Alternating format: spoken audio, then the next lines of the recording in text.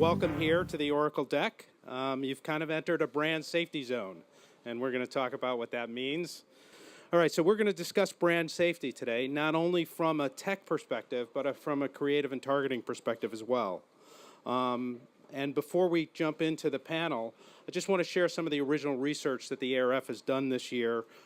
We were looking at quantifying context, because part of the answer to keeping your brand safe is media placement. You know, we have seen across a number of different studies over the last few years that device, platform, content lead-in, environment improves the performance of your ads, but there hasn't been a lot of studies that actually put dollar signs to that. So does the premium position, which improves your ad, actually pay out with ROI? So our hypothesis was that higher thematic alignment, higher attention leading into the ad would actually not just have the ad perform better, but cover the costs and have positive ROI. And I'll just give you one slide. I won't go through the details of the whole study. There we are. But as you could see, from a digital standpoint, or you can't in the sun, but essentially the ROI does actually increase significantly as you move across in terms of having higher attention and higher alignment from a content standpoint. And we looked at this across a number of different sites and a number of different brands. And in general, it paid out. Within each of those little circles are probably a few outliers. And so the average works out. Any one buy might be in or out of the circle. See, I was holding it upside down, which is why it didn't work. All right, so we're going to get to our panel. I'm going to introduce Jonah Goodhart, CEO of Moat. The best way I could introduce Jonah is to just call him a founder.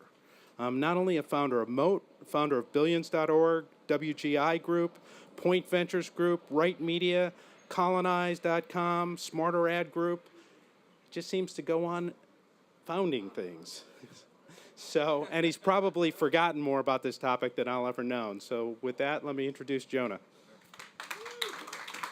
Thank you, Mark. Great. So thanks, everyone. And by the way, I might have had some of those titles, but now my title, I guess, is Vice President. So things are changing. I will, first of all, welcome the panel on stage, and then we'll go through introductions. So come on up, guys.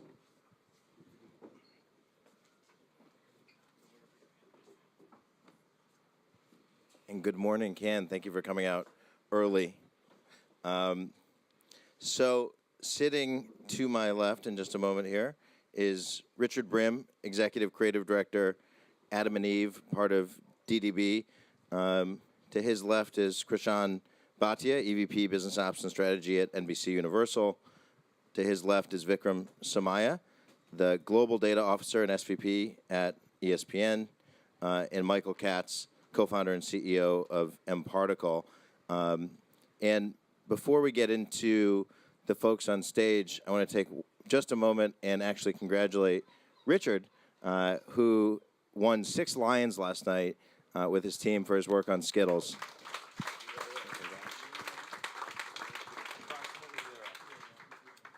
So let's jump in. I was looking at an article in the Wall Street Journal yesterday, actually, that said, headline, advertisers try to avoid the web's dark side. From fake news to extremist videos, marketers are reevaluating their approach to automated ad buying and demanding more accountability.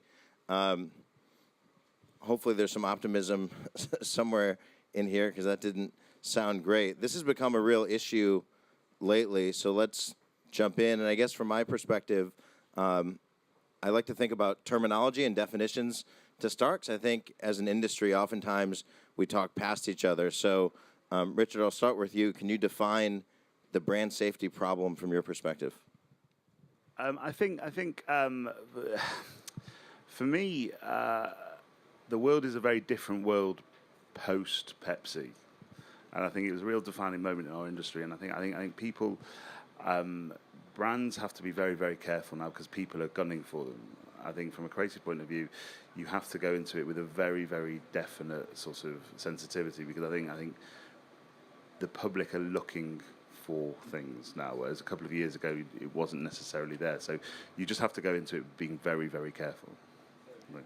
Yeah, so it's interesting. So from your perspective, the definition, I guess, for brand safety has to do with public perception. I think oftentimes, Krishna and folks, feel free to jump in, Vikram and Mike. I think what we hear on the media side of the house oftentimes is brands are concerned, and it's not necessarily a consumer concern, although maybe it is indirectly. Krishna, how do you think about defining the brand safety problem? Well, from my perspective, it's part of a much bigger issue, and it's just the latest iteration of, as a brand marketer, do you know where your ads are running and whether you're actually getting value out of them? And over the last 2 to 3 years, whether it was talking about fraud or bots or non-human traffic or viewability, all issues that are near and dear to many of us on stage here, brand safety is sort of a related issue in that sense, that 50% of marketers don't really know where their digital investments are going. And from our perspective, we have always had a much easier opportunity to offer to marketers, because it's very well lit environments that our television and digital properties are running on. And similarly, from a partnership perspective, everything we do with respect to distributing content on third-party platforms and offering brand marketers those opportunities, it's all with the thread of 100% guaranteed premium quality environments. So increasingly, I think, as Mark mentioned in the study that he was referencing, you have to do an all-in analysis of whether your dollars are returning on an investment in all environments that you're running in. We sponsored a study that Accenture did on behalf of premium content publishers, not just for NBCUniversal, comparing premium video, whether it runs on digital environments or whether it runs in television environments, to short-form video that is mostly user-generated, which is one of the issues related to brand safety, and social media environments. And there's just stunning evidence in terms of how that return on investment differs. 12 times more than short-form video, 4 times more than social media is what premium video returns for every dollar spent. And then there's related analysis that talks about if I have another dollar to spend, so if I'm growing my budgets, where do I spend that? And most of those platforms offer below average returns, actually, versus premium content environments. Now, why is that? It's because of all of those layers. Are people actually seeing the ads? Are they seeing it in an environment that's contextual? Are they seeing it in an environment that's brand safe? Is it viewable, et cetera, et cetera? So the work that you've been doing with us and with others is all related to that. But I think increasingly, when you do an all-in analysis of, is my investment actually paying off, and brand safety as a related topic to that, I think marketers and agencies alike are starting to realize that the pendulum might have swung too far and into environments that really are not returning on their objectives. So you bring up user-generated content, and I want to flip back to Richard for 1 second, because a lot of brands are leveraging influencers. They're leveraging new ways of actually reaching people and figuring out how to cut through the sort of traditional advertising world. Is this actually an issue of user-generated content? Is it that we all need to move towards purely curated, to use your words, premium environments, Krishna? Or is there a way to leverage YouTube and the environments where there is predominantly user-generated content? I don't think you can moderate user-generated content, and that's the point of it. And I think so. It's a tricky area at the moment because you want to have control for brand safety, but at the same time, it doesn't necessarily fit into what user-generated content is there for, if that makes sense. Yeah. So Vikram, from your perspective, from ESPN's perspective, is this a premium content versus user-generated content issue? Is this purely about curation of content versus sort of opening up the floodgates? And to Richard's point, once you open, you can't control it. And so is the message to marketers, if you're going to advertise in non-completely controlled environments, that your brand is at risk? Let me answer that question by taking it up a level. So I think in an age when we have brands having to worry about authenticity and having to worry about curating what the brand means, you have to balance that against an age when consumers also go through cycles incredibly fast. So if you start making missteps, it's hard to pull back because there's momentum built around that. And I think for us, Disney and ESPN in general, we produce some of the best content in the world. We're A+ content. We're going to continue to live in that space because we know that it works. So I'm obviously going to say that's what works for us. Having said that, we also distribute our content in a variety of other ways through other platforms today. And we're going to continue to do that because we want to give sports fans access to content the way that they want it. And that means that we have to use platforms where there's a whole series of different kinds of content. How they begin to manage that with tools, with measurement, with ways to be smarter about making sure that brand stewardship continues regardless of where that content is displayed or what form that content takes is going to be important. And we want to participate in making that a better experience. I mean, it's interesting. I think a lot of people make this an issue that Google or Facebook or someone else has to solve versus premium. Yet, I think from a consumer lens, consumers go to Facebook and use a Facebook property literally every single day, and that hasn't changed. And people use a Google property every single day, and that hasn't changed. So increasingly, consumers are getting their content, information, news on those platforms and in those environments. And so I guess, MK, as you think about how data plays into this, and sorry you're in the hot sun all the way at the end of the line here. You actually, Michael had a company called InterClick previously, which was ad network acquired by Yahoo. What I would ask actually before we get to the data question is this even a new issue? Is this why are we talking about this now? It's not a new issue, but I also think it's important not to confuse the symptom with the problem. I think much to what Vikram was saying, you do need to think consumer first, right? And ask, are you as a marketer actually adding value to the consumer? I think a lot of the things that we're seeing in the industry that have been problematic, like not all of this stuff is new. It's just kind of the latest innovation of bad behavior. But this has persisted for a really long time. If you're not creating value for the customer first, you're incentivized to do a lot of potentially nefarious things, right? And I think based on where we sit in the ecosystem today, focused on applications and data across multiple screens, it's not just about interrupting the consumer experience, but also creating interaction with the consumer, whether that is paid ads or whether that's loyalty marketing or push notifications or email. I mean, personalization, whatever it may be. If you start to think consumer first and what can I do to engage the consumer rather than annoy or interrupt the consumer experience, I think like that adds a lens of purity that I think has really gone missing for the past number of years. Yeah, so it's interesting. You bring up consumer experience. We've all read about cord cutting on the rise, cord nevers on the rise. People have never signed up for a pay TV subscription. Krishna, you work for NBCUniversal, part of Comcast.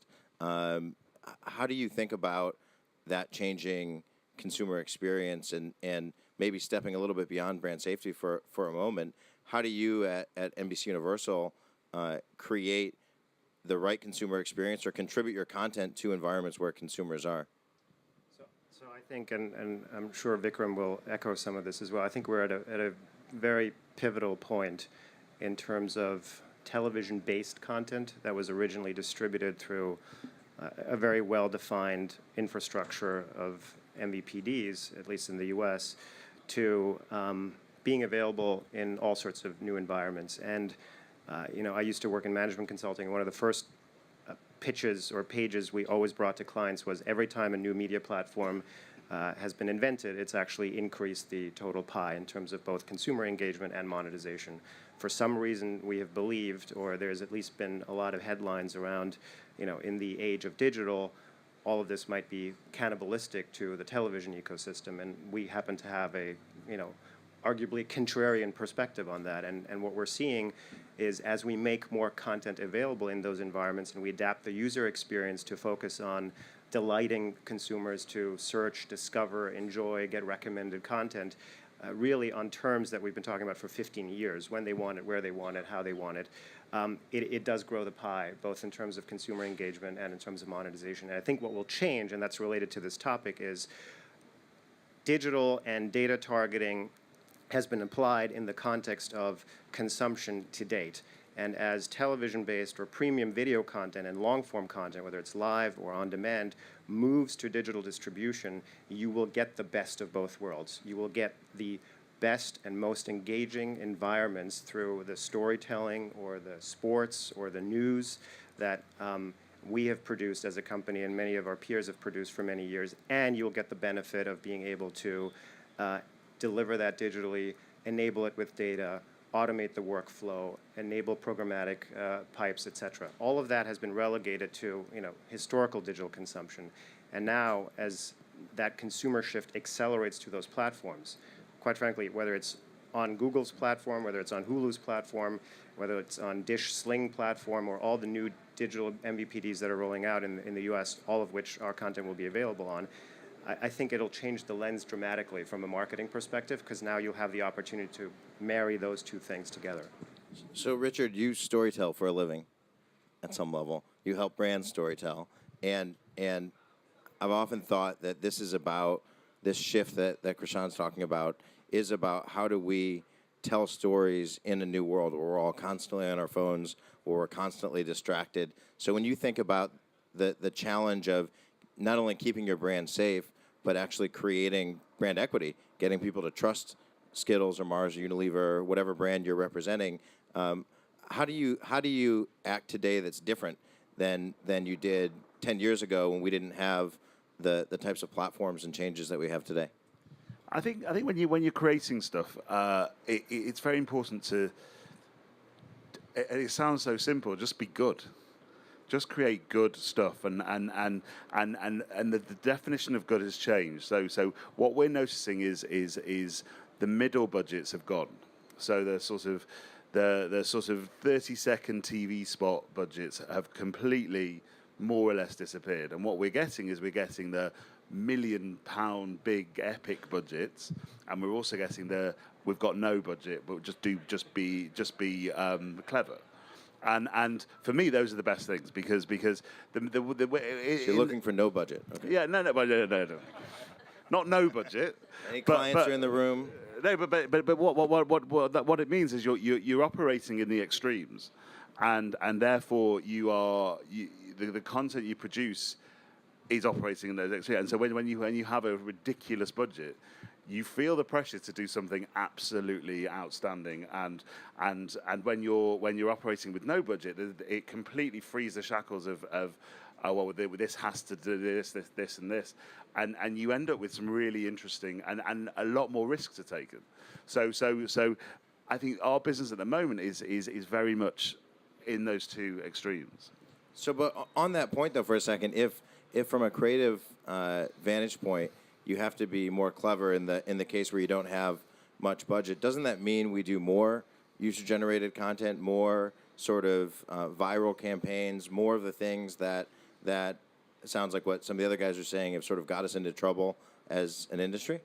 I don't think no budget means you have to get someone else to do it for you. So I don't think we have to rely on user-generated content. If user-generated content is right for the idea, then brilliant, and you have to curate it. But I think as long as you're creating very clever, interesting stuff, and I was having this argument with my old partner the other night, and he was saying it's all about people. Everything has to be subtitles. It all has to be in portrait format. It all has to be, and I operate from the nothing's dead, nothing is dying. No medium's dying. No, a brilliant bit of epic film is still a brilliant bit of epic film. If you look at, one of our clients is John Lewis, and every year we create a Christmas ad for them, and it's waited for. People tweet about it. People desperately want to know. It heralds the holidays in the UK, and it launches, and you're in sort of 15 million before the day's out, and people like it. People still want to see things. If the content has a purpose, and it's to your point about bringing people with you as opposed to just shouting at them, and bring it and giving them something that is useful to them or entertains them, or you can't just do something and hope that you batter people over the head anymore. Yeah, go ahead, Vikram. Yeah, let me jump on that a little bit. I mean, we live in an age it's a golden age of content, right? Whether it's commercial content, social content, user-generated content, high-quality original programming. You know, both of us, both NBC and Disney, ESPN, focus on that kind of stuff. And unfortunately, that means that people have a lot of options. And you've talked about the attention economy, right? Understanding how people spend their time, knowing that they're on multiple screens, knowing that they're consuming more, but potentially devoting less of their brains to it. The stories have to get better, which means there will be a shakeout. I think people who are doing crappy work, they're going to feel the impact of doing crappy work. And ideally, we'll see more and more of that happen over time. Given that we have better content, better commercial content, some people will win and some people will lose. And ideally, the consumers are helping to make that choice. So if one of the things, I want to come back for a second to what Richard said about telling stories in different formats, because there is actually, it was very interesting to hear you say that a lot of clients aren't investing in 30-second spots anymore. A lot of the conversation in market is actually about formats, is about, can you tell a story in a second or two on a mobile device, as an example. And so I guess when we think about how do we storytell in a world where you get a second of somebody's time, is it just about having high quality content and the rest will fall into place, or is there a format issue here? I think it's about having a great idea. I think it's about having a great way of thinking of how to do it differently, and thinking of how to connect with people differently. I think it comes down to, in my world, it comes down to brain power. And I think to Vikram's point, shitty content won't wash anymore, because you are bombarded with the most amazing stuff on a minute basis. And as marketeers, we just have to strive for the best, which is why I get excited about operating in those two extremes, because it forces you to do something of epic proportion, whether it's not epic proportion in size of scale, but just in terms of thinking or interest. I mean, some of the ideas that are up this year for the awards, they're the superhuman thing out of the UK for Channel 4 Disability was a never seen thing before. It was like, this is incredible, and it operated in the extremes. And I think we have to do that. We have to be very, very mindful to create content that people want to watch. And I think I mentioned Pepsi before. I think the world is very different pre and post. Why is that? Talk about that for a second. Because I think people don't. We've got absolutely no right whatsoever. I think it's very easy to go, yeah, we need to connect with people to be part of the conversation. The only way to connect with people is to be part of cultural conversations, which is nonsense. It is nonsense. We sell stuff. We shouldn't be having an opinion on that sort of stuff. We can have a business opinion on that, and we can have we support it, but I mean, we people don't want that. People don't, and I think what that did us as an agencies and marketeers a massive favor, because everybody was feeling like you had to have a social point. You had to, for ice cream, you had to make a social point about the world. You don't. But isn't the brand safety issue partially because of the changing social dynamics? Isn't part of it a response to how consumers are reacting given what's happening in the world? Yeah, and therefore definitely. we react to Breitbart and other sites as a result of that? Yeah, definitely. I think what I was touching on before. I think where consumers now are very savvy, whereas a couple of years ago we would have just got away with stuff. I think oh, that's a bit of a shitty placement. This is now people are looking for a cause and looking to make a point, because it makes people famous. It makes people feel, and that's where we have to be very, very careful, because something that we would may have slipped through the net a couple of years ago, now as a result of a couple of high case sort of cases of people are looking for it. So social dynamics, from your perspective, have changed how we have to advertise. Mike, I want to bring you back in from a data perspective, because a lot of this conversation is about the idea and is about context and the environment. Does data matter? I'd imagine you think it does, but how does it matter, and how should a brand be thinking about data as it relates to the environment that they're in, or whether they're in front of user-generated content or professionally curated content? Yeah, so a couple different things. I mean, when you think about optimizing or maximizing towards customer experience, you really have to think about the intersection between data, media, and creative, right? You have that kind of perfect little Venn diagram.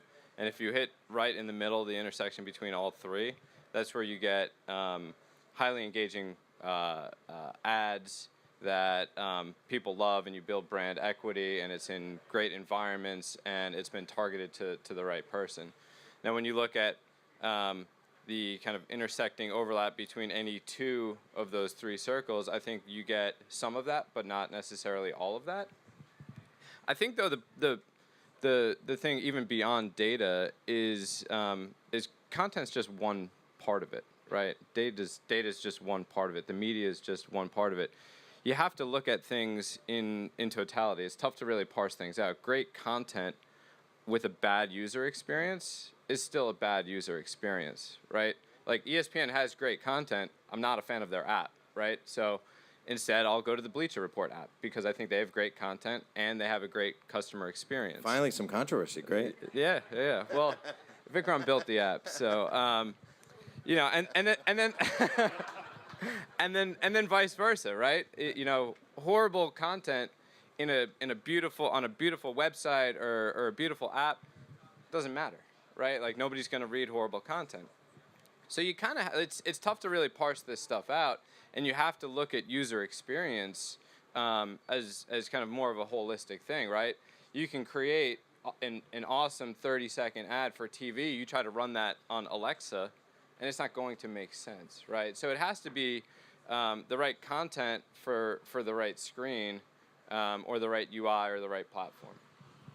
Yeah, so I guess from a consumer experience perspective, you bring up a really important point, which is telling a story in a sort of fit for purpose way.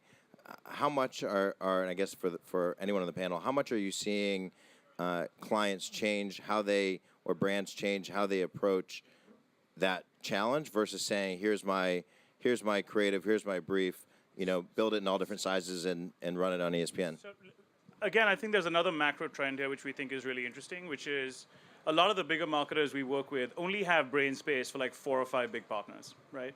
And 2 of them are blocked out. So you got to make one of those other slots, and we've been in one of the other slots for a very long time. They don't have time to do it for everyone else, and if anything else, programmatic has accelerated that, right? So they automate a lot of buys in the sort of the mid-tail. So with those 4 or 5 big partners, you typically tend to have the time, have the resources, have the energy to go and think about what those big ideas look like. Do we want to use our O&O channels? Do we want to use sport on Snapchat, where we do a lot of really good work, Katz? And oh, wow, we're really going to get into this. And so part of it is having the energy and the space to do that. If you do that, you will come up with really interesting, compelling advertising. Most marketing departments don't have the time or the resource to do that, right? And to a large extent, agencies have played the role of expanding that mind space and that resource load and allowing them to do it in different ways. I think that's actually accelerated. We're seeing more and more clients who are coming to us and saying, we will spend more time with you, come back to us with more and interesting ways for us to show how context, data, media works well together. Right? If people were really good at this, there wouldn't be mobile banners, right? Yeah, mobile advertising is shit. I don't know why anyone would start a company in the mobile space. It's trash. Yeah. It is. Mobile's It is dead, man. Tell me one good mobile banner ad anybody has ever seen. You can't. That right? AT&T one, right? The one that always interrupts me, right? Everyone on I'm not going to call it this publisher. But yeah, I mean, I think like people are consistently have fallen victim to trying to stuff the legacy formats into the new and emerging platforms rather than trying to come up with something authentic and unique. And again, like I think that's where you start to get into the incentives that people have for behaving poorly. Yeah, but let's be clear on that. It is expensive to rebuild formats, right? Saying it is easy to reuse creative you already have. And largely, we're often told to do that, whether we think it's a good idea for the marketers to do that or not, right? They say just make it work. It's more expensive to lose customers, right? So yes, it's expensive, but the opportunity cost is much greater. But Mike, from your perspective, should everything be moving towards custom, unique, coming up with formats, coming up with a completely different experience for every ad campaign? It doesn't scale, right? Yeah, no, that definitely doesn't scale. But I think the flip side of that is trying to create programmatic opportunities out of things that were never meant to be programmatic. Like with that whole shift to native a couple of years back, it wasn't like 6 months before you started having like programmatic native companies. And you're like, this just defeats the entire purpose, right?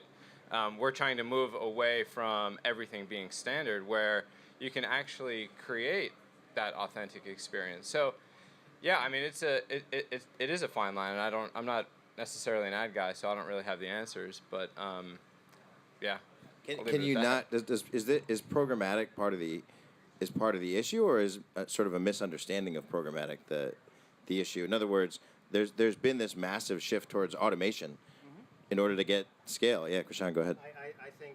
I think it's conflated often with the issues that we're discussing. But programmatic in and of itself, and we've been a traditional media company really leaning into this space rather than being afraid of it, because in the end, if there is a benefit to be derived from workflow automation or from adding data to be able to target audiences in great environments, then why wouldn't you do that? It should create a better experience for marketers, should be a better experience for consumers, should be better business for all parties involved. So, for example, on television, where we call it programmatic TV, but it's not really fully programmatic, we're automating workflow by availing television inventory to DSPs in the U.S. marketplace. And you can plan and build plans with your own data, and then the workflow goes into the manual process after that, because we still have to traffic and run the ads and improve them, et cetera, et cetera. That's an application of programmatic technology that makes a ton of sense. That we're seeing a lot of adoption for, and has nothing to do with whether my ads are running in the wrong places. So I think it often gets conflated with it because there are a lot of self-interested parties all making their pitches, but the essence of making media more automated and more intelligent is the future, and quite frankly, we're seeing it happen even in some of the most traditional media formats, i.e. television. What's for each person on the panel? What is the main issue? What's the thing that keeps you up at night? Is it the shift to mobile? Is it a lack of great formats? Is it brand safety? Is it viewability? Is it lack of budget? What's the main thing that you're focused on that if you could solve one thing, it would change what you do on a daily basis? Vikram or Krishna? I don't think there is any one thing. I think it is a combination of elements around changing consumer behaviors, understanding what that looks like. And I think, again, I call it the Karan and Rohan syndrome for me, which is a terrible thing for a data guy to say, but you look at your kids and you look at the way that they are processing the media and the technology they have access to, and they do it with no filter, right? And they're very quick to dismiss things that don't work for them. I don't think that's how you should test things. I think you should test things at scale. But what they give you is ideas around, if you want to really capture attention, how should you be rethinking fundamental notions of how people are processing the things that you're putting in front of them? And then you use data, you use mobile, you use linear, you use all the applications that you have access to push through the strongest experience. I think if you stay true to that notion, again, and we have a very simple motto, it's sort of dedicated to sports fans, like getting what they need anywhere, anytime. As long as you stick to that base mission, regardless of what you think your particular mission is, I think everything else wraps around that, right? When you fall off that because you want to make a quick buck, that's when things start to go sideways for me. I completely agree. I think the one thing that keeps me up, and it's broad, admittedly, but it's how do you maintain interest in a world that is getting more and more fickle, and with more and more options, and how do you maintain interest? And as a creator, the only way I can think of doing it is just keep on thinking of more interesting, more exciting, more sort of unusual ways of using everything that's out there, be it traditional media, be it mobile, be it programmatic. How can you use all these tools where 15 years ago you had 6 tools and now you've got 1 million tools, and you've got a coloring box with all these different things that you can use, and what's the best combination to maintain interest, and that's ultimately what it's all about. And I think only to add to that, because that's where you have to start, is how do you stay relevant with consumers in all of these environments? I think what keeps me, and that's my job, quite frankly, at our company, up at night is how do you manage the complexity that is derived from great content proliferating on all of these platforms, and then actually create an offering that you can take to a marketer and operate more seamlessly. We have, our teams went through sort of a tree of, if you start with all the brands and content experiences that NBCUniversal produces, from our Olympics coverage to our news properties to our cable entertainment and lifestyle properties to broadcast, and then you look at how many distribution platforms that's available on how many partnership platforms, on how many different types of devices, you get to 750 experiences of NBCUniversal content that should carry brand messaging from our marketers and clients alongside. 750 unique experiences.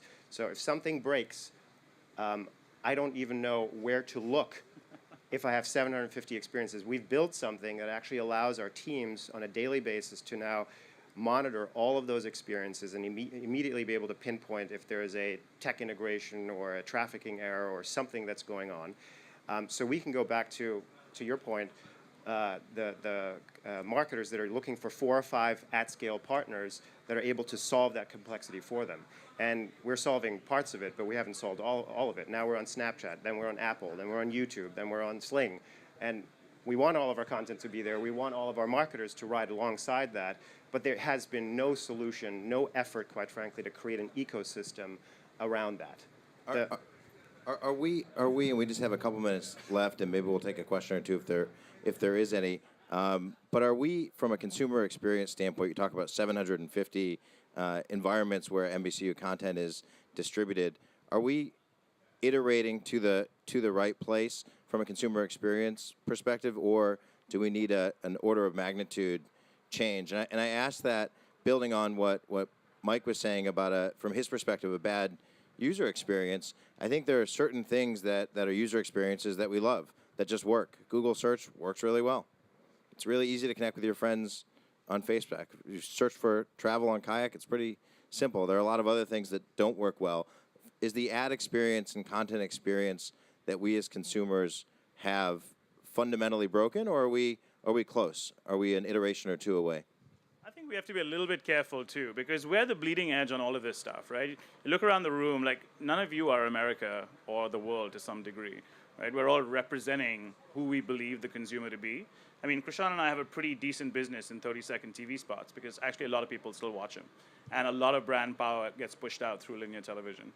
We want to make it smarter. We want to figure out how to actually speak to people through the screen. But there are lots of experiences that are working really well the way they are.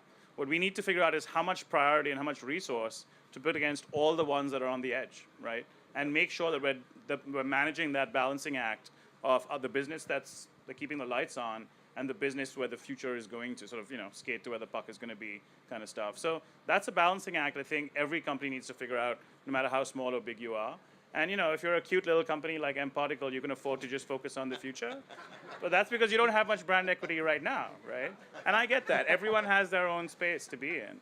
So partially it's figuring out where you sit in that and figuring out what your trajectory looks like. Because in the end, you have to figure out what's right for the experience you're building for the consumers and for your shareholders, right? Well said. Are there any questions in the audience? Is that a real accent, Vikram? Yeah, there's a question over here. My question is, do you think somebody's helping you figure that out, research-wise or organization-wise? Who do you think is giving you the best advice on how to do that? I think that's the core problem. Yeah, I mean, all of us have divisions that focus on just this, which is trying to understand our consumers better, trying to make sure we're doing the right kind of research, trying not to influence the research that we're doing to get the answers that we want to hear. These are all things that sort of permeate our industry. For a long time, I feel like everyone was doing surveys that said everything was amazing, right? Everything is not amazing. And part of it is being honest with yourselves and with your marketer clients about what's working and what's not working. And I think what the platforms have done really well is honestly test things and say they might fail. And I think we have learned as media companies that we need to do that better, and we are, right? And again, we had very successful business models for a long time.